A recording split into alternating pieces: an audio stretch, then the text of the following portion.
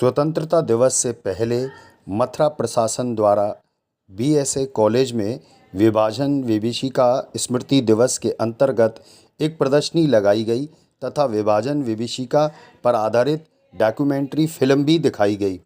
इसमें लाखों लोगों का विस्थापन, मानवीय त्रासदी की घटनाएं, मानवता की सभ्यता पर अत्याचार, ब्रिटिश शासन की दूषित मानसिकता को सबने देखा और दर्द को महसूस किया। इस मौके पर सिंधी समाज, पंजाबी समाज के वरिष्ठ जनों को सम्मानित भी किया गया। पूरी खबर के लिए आप बने रहिए हमारे साथ और देखते रहिए किशोर स्वर्ण की सच्ची बात।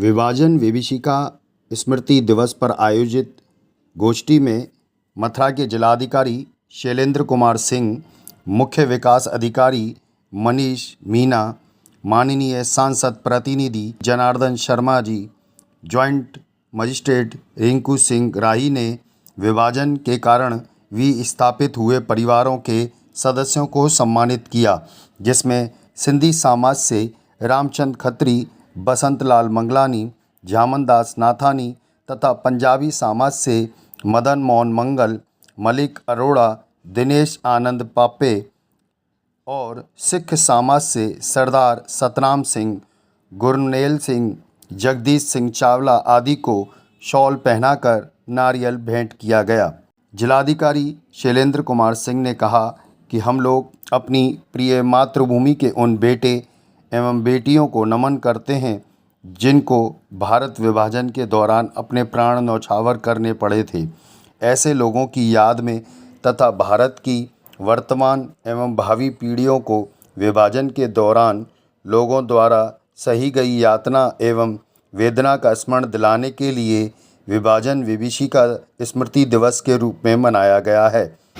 किस तरह से विपरीत परिस्थितियों में भी धैर्य को बनाए रख करके इन लोगों ने या इनके पूर्वजों ने एक मुकाम हासिल किया और देश के तरक्की में, देश को आगे बढ़ाने में इन लोगों ने अपने अपने ढंग से अपना योगदान दिया।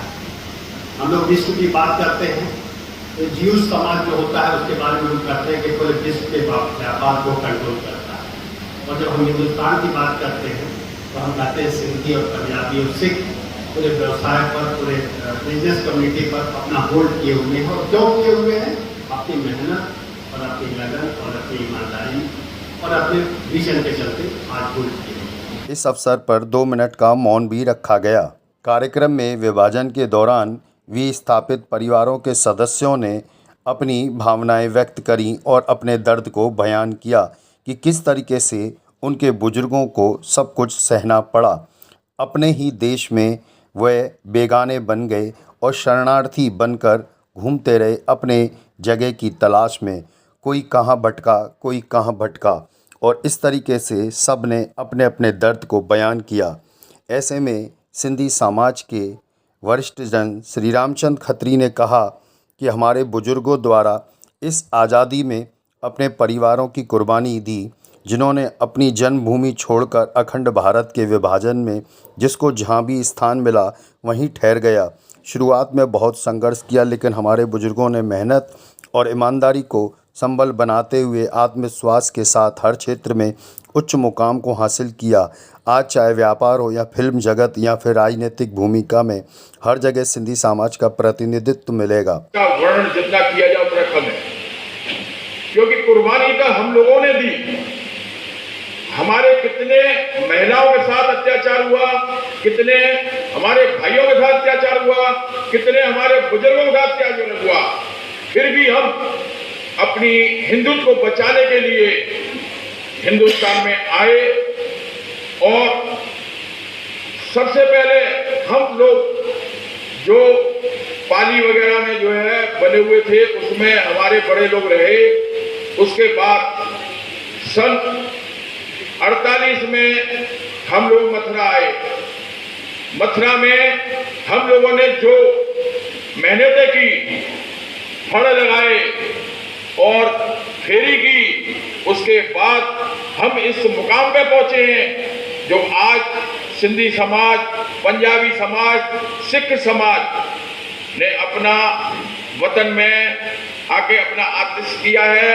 और जो समाज द्वारा हम लोगों को विभाजन में जो सहन करना पड़ा है उसका वर्णन तो अगर आप सुनेंगे तो बड़ी तकलीफ होगी, क्योंकि जैसे आप ये देख रहे हैं इन गाड़ियों में, कितनी गाड़ियों में हमारे बुजुर्गों को, महिलाओं को काट कर उन्होंने भेजा।